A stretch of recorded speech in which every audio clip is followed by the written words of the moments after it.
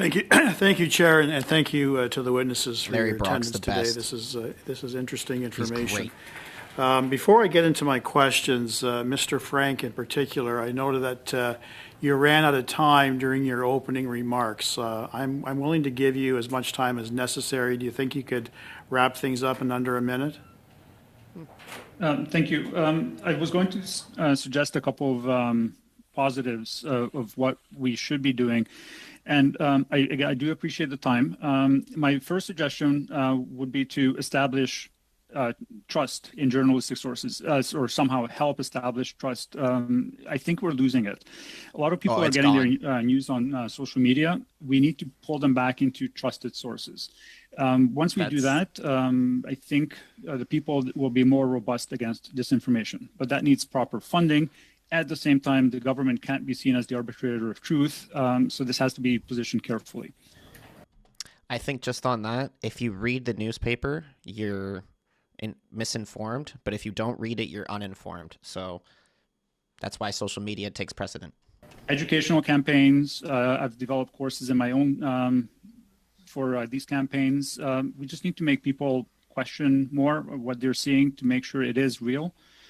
The government is pledged a lot of money for research. That's excellent. We need that. And I think we need to bring in AI into the discussion. Thank you. Thank you for that. I'm going to stick with you, Mr. Frank, because I know my colleague, Mr. Barrett, sought remarks from Mr. Lowen with respect to his perceptions of Justice Hogue's interim report on foreign interference.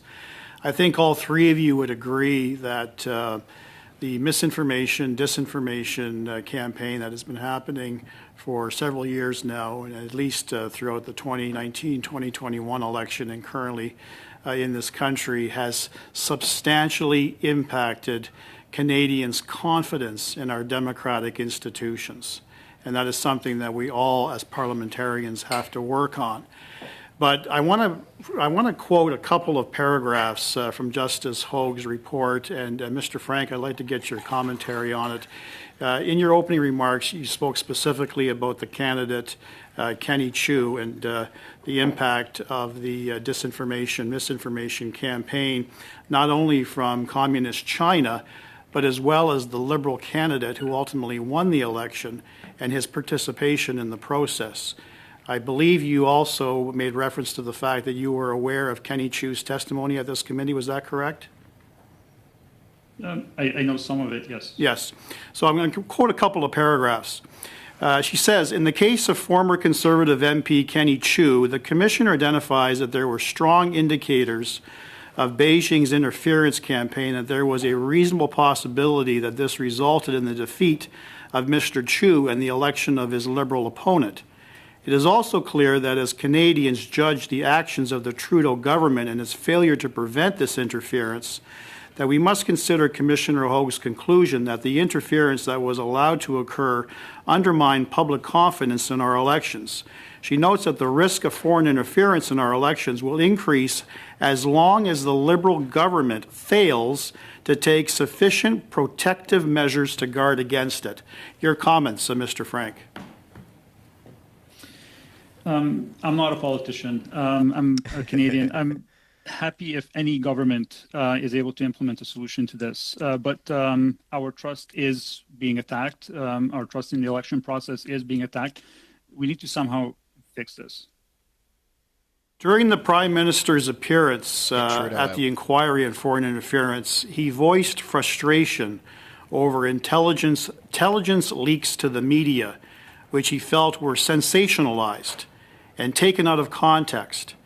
He claimed that his government had implemented robust mechanisms, his words, robust mechanisms to detect and combat interference, but was portrayed as negligent in the media.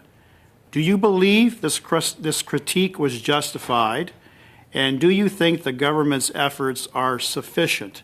I'll put that to you, Mr. Frank, and I'd like to put the same question to the other two participants. 30 seconds to do that. Given that there were leaks, whatever measures were put in place obviously weren't enough. I'm not privy of the details of what were implemented. But yes. but I trust that they did the best they could. Mr. Lowen? I think there's an inherent challenge, Mr. Brock, in that we are setting up a mechanism. There's a mechanism set up for very good public servants to have a finger on the alarm bell, so to speak. But the politicians to whom they report have conflicts of interest.